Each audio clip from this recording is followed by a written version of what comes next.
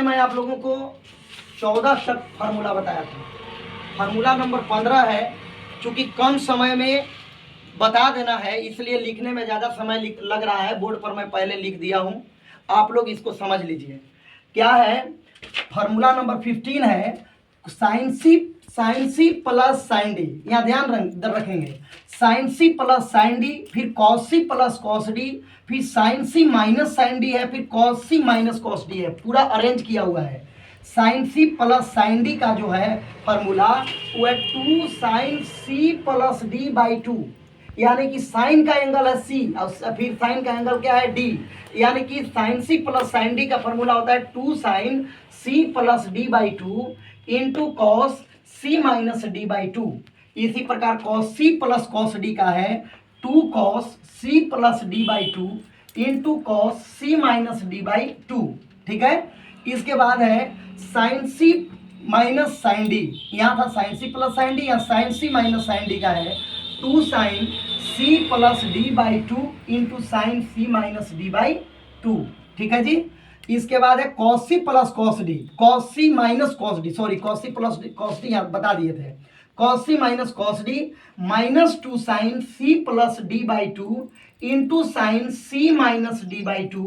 यदि आप यहाँ माइनस नहीं लिखेंगे, कोई क्वेश्चन में माइनस प्रूव नहीं करना है, माइनस नहीं लिखना चाहते हैं, तो माइनस यहाँ अगर नहीं लिखेंगे तो ध्यान रखेंगे कि यहाँ से जो सी माइनस डी था वो डी माइनस सी हो जाएगा। यानी फार्मूला क्या बनेगा?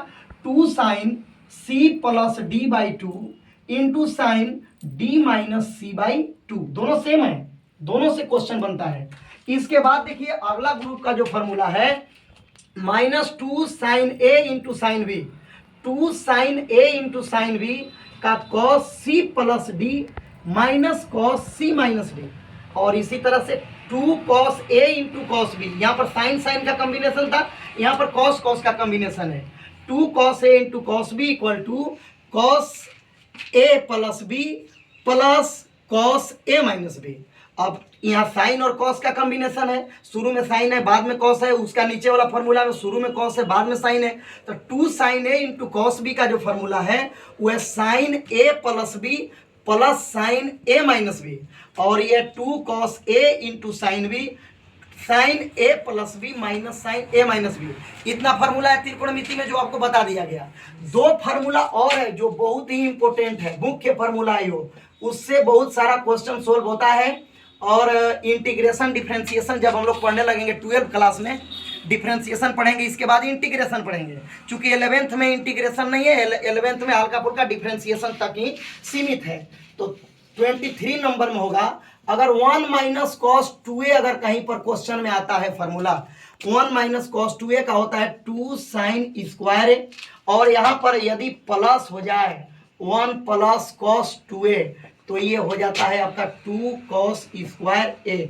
अगर त्रिकोणमिति का इतना फार्मूला अगर आप पढ़ते रहेंगे तो ये त्रिकोणमिति के लिए रामबाण का काम करेगा, कोई भी क्वेश्चन सोल्व हो जाएगा। रहा बात फार्मूला सोल्व करने की तो आप समय दीजिए, मैं फार्मूला भी सोल्व कर दूंगा। ठीक है, बैच चलिए रहा, बैच में फार्मूला सोल्व किया जाएगा। ओके, ठीक, लिखिए।